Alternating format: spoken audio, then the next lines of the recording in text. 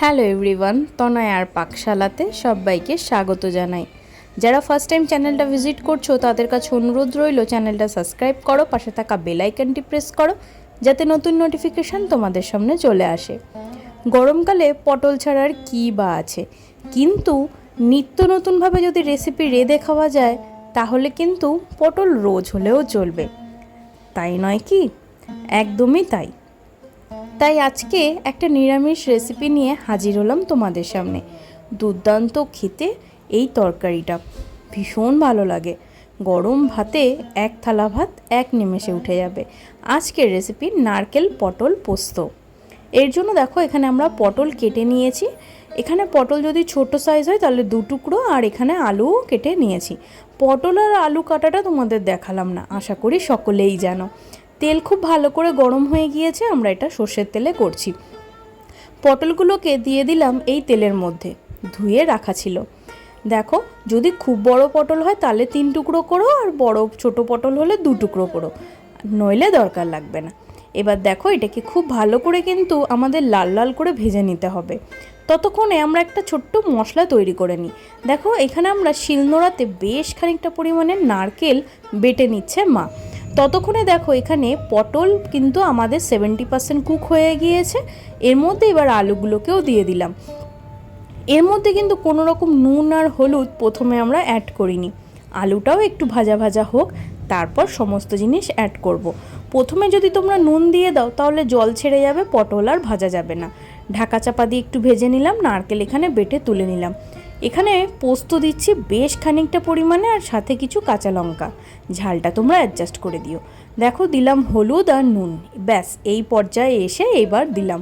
তাতে তেলটাও কালো হবে না, আর ওই তেলেও কিন্তু সম্পূর্ণ রান্নাটা করা যেতে পারবে। নইলে ওই তেলটাকে সরিয়ে নতুন করে তেল দিয়ে আবার রান্না করতে হবে।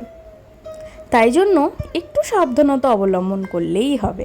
ব্যাস আমাদের পটল আর আলু কিন্তু 90% কুক হয়েই গিয়েছে। দেখো তেল একদম নিট অ্যান্ড ক্লিন। আর একটু তেল দিয়ে দিলাম কালো জিরে ফোড়ন, একটা তেজপাতা, শুকনো লঙ্কা। এবার নারকেল আর পোস্তটাকে তেলের মধ্যে দিয়ে দিলাম। অবশ্যই তেলটা গরম হতে হবে। এবার ভালো করে কিন্তু পোস্ত আর নারকেলটাকে একটু ভালো মতন ভাজা ভাজা করতে হবে।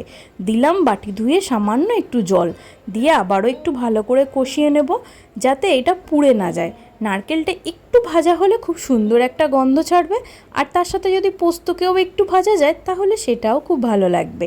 দেখো খুব সুন্দর করে নাড়িয়ে চাড়িয়ে নিলাম। দিলাম পরিমাণ মতো নুন, দিলাম সামান্য একটু চিনি, আর দিচ্ছি কাশ্মীরি লঙ্কার গুঁড়ো।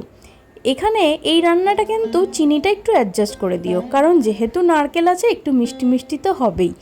এবার পটলগুলোকে দিয়ে 5-7 মিনিট খুব ভালো করে এই পোস্ত নারকেলের সাথে খুব ভালো করে কষিয়ে নিতে হবে। একটু ভালো ভাজা ভাজা গন্ধ ছাড়লেই এর মধ্যে অ্যাড করতে হবে পরিমাণ মতন জল।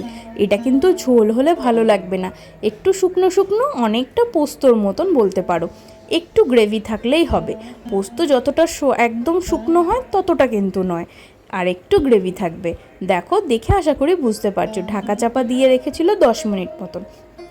আমাদের আলু আর পোস্ত কিন্তু এবং পটল সম্পূর্ণ কুক হয়ে গিয়েছে, সাইড দিয়ে তেলও ছেড়ে দিয়েছে। তার মানে কিন্তু আমাদের রান্না একদম রেডি।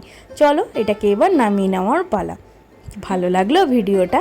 বাড়িতে আত্মীয় স্বজন আসলে পটল দিয়ে যদি এরকম একটা রেসিপি তাদের খাওয়ানো যেতে পারে, আর যদি দাদু ঠাকুমা থাকে নিরামিষের দিন তো হাত চেটে খাবে, কথা দিচ্ছি। একবার বানিয়ে খেয়ে দেখো, আর কমেন্ট সেকশানে জানাও যে তোমাদের কেমন লাগছে ভিডিওগুলো। ভালো লাগলো? ভালো লাগলে অবশ্যই কিন্তু একবার লাইক করো, চ্যানেলটা সাবস্ক্রাইব করো। ধন্যবাদ। আমি আমার মা ফিরে আসছি আরও একটা রেসিপির সাথে।